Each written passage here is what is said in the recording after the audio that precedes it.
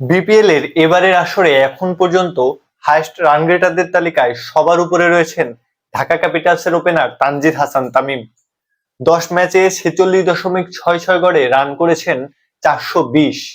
10 ইনিংসের মধ্যে রয়েছে 3টি ফিফটি এবং একটি সেঞ্চুরি। তবে ব্যাটিং এ যে ব্যাপারটি নজর কেড়েছে তা হলো এবারের আসরে এখন পর্যন্ত 4 মেরেছেন 23টি এবং 6-এর সংখ্যা 29।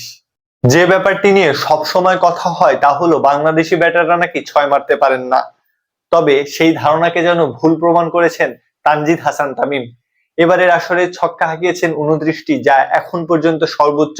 এমনকি বিপিএল এর এক সিজনের সর্বোচ্চ 6-এর তালিকায় এটি রয়েছে 2 নম্বরে। এর আগে 17-18 মৌসুমে ইউনিভার্স বস ক্রিস গেইল হাঁকিয়েছিলেন 47টি ছক্কা, যা বিপিএল এর এক আসরে এখন পর্যন্ত সর্বোচ্চ। একটা সময় ছিল বিপিএল এ বিদেশিরা আসতেন, খেলতেন এবং রান সংগ্রাহকের তালিকায় সবার উপরেই থাকতেন। তবে সময় বদলেছে, দেশি ব্যাটাররা রান করছেন। আমরা যদি বিগত 2 আসর লক্ষ্য করি, সেখানে রান তোলার তালিকায় সর্বোচ্চ অবস্থানে ছিলেন বাংলাদেশিরাই।